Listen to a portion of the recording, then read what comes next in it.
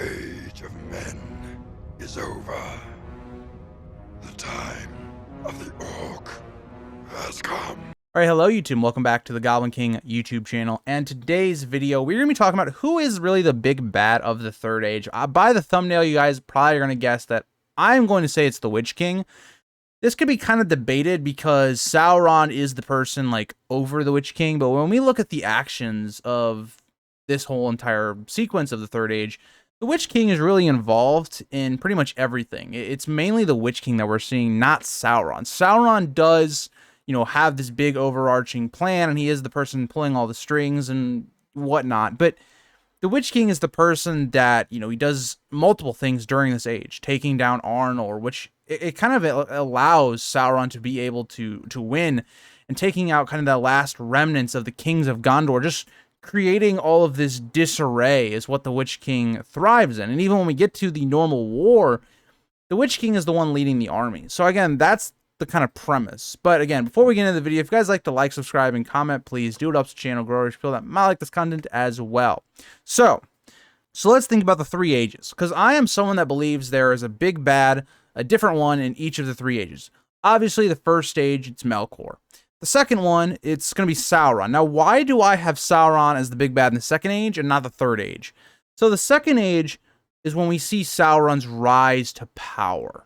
The second age is all about the story of Sauron. And Sauron is at his most powerful physically that we see, with the control of the ring as well in the second age. So that is why, in my opinion, he is the big bad. And the third age rolls around, and it's kind of not Sauron as the big villain until kind of the end half of the Middle-earth time. But throughout all of this, we see the Witch King is very active. The Witch King is someone that starts to take over an Angmar. And this is an area that is located like north of the region of Arnor. And he starts to really kick off the war with Arnor. He is able to get some of their kingdoms like Rudar to flip on them, and he starts to sow disarray. He rises a lot of the evil forces within the West against Arnor. Now, why is this so important, and why do I think that the Witch King should be looked at as the big bad? If Arnor falls, right, this is where we see a lot of our Númenórean blood from, right? If Arnor was to fall, it heavily weakens the men. Now, they're already Arnor and Gondor, which, two regions of that. The two regions, it limits their strength a ton.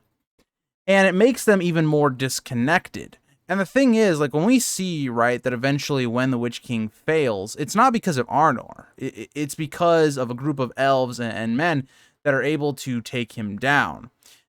But the Witch King succeeds. The Witch King makes Arnor no longer a kingdom. It's basically ruins by the time we get to the main story. Think about Weathertop, this great watchtower. It's completely destroyed. It's just a ring, just a ruin of the old kingdom. And what does it kind of enact? So many things change and are impacted because of this. And we even see that the communication between the kingdoms was broken when all of the Palantir are lost, or most of them are at this point, right? We only see a couple that are still available. And those breaking the communication, something we talk about a lot with Middle-earth, is why a lot of these kingdoms feel very isolated.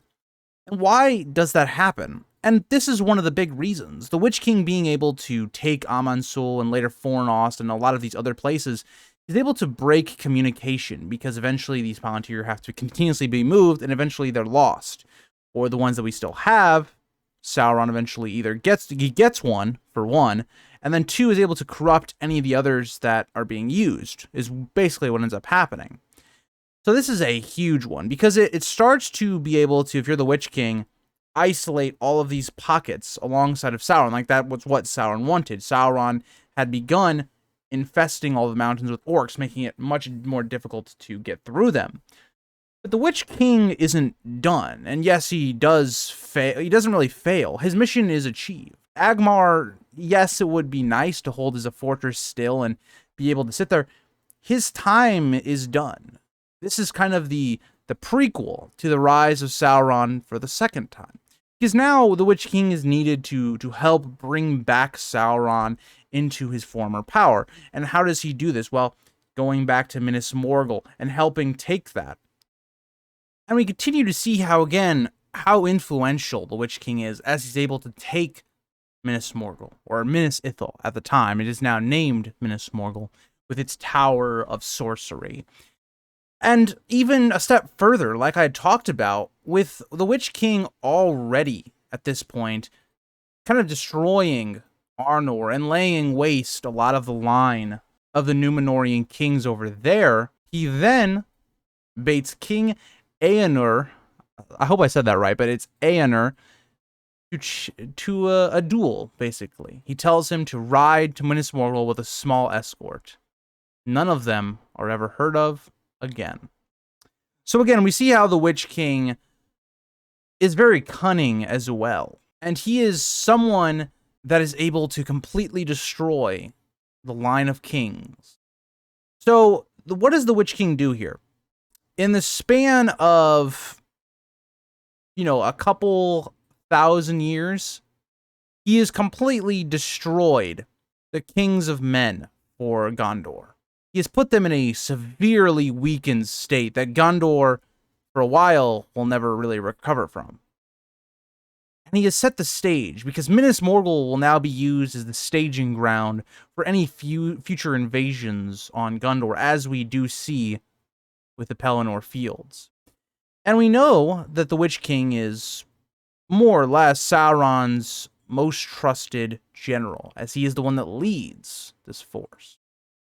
And the Witch King all but defeats Gondor, if it isn't for some freak things happening, with Rohan showing up at the right time, with Aragorn showing up, and the other army that they had brought as reinforcements being destroyed, and even more reinforcements from southern Gondor coming as well.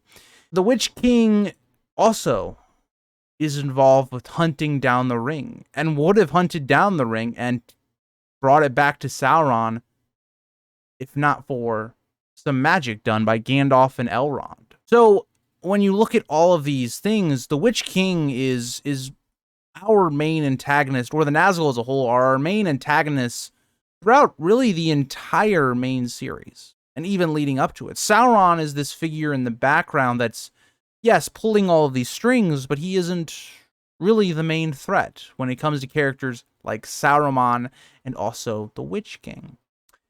And that kind of leads me to the end of this video. The Witch King, to me, as many of you probably have seen or heard me say, the Witch King is one of my favorite villains in any medium. I like him more than Sauron. He's a very intriguing character. The way he goes about things, he's very smart. And I wish we had gotten more into his backstory and knew more about him before he became a Nazgul. But that is going to be the end of the video. Let me know what you guys think about the Witch King. He, to me, was the biggest threat of Middle-earth. Losing him was a big blow to Sauron's cause. And even though Sauron still probably should have won, it would have been much more difficult without the Witch King. Think about the Witch King as a person. He had the balls to siege Rivendell. Like, that's pretty amazing. But thank you guys all for watching, and I'll see you guys all in the next video. Bye, guys.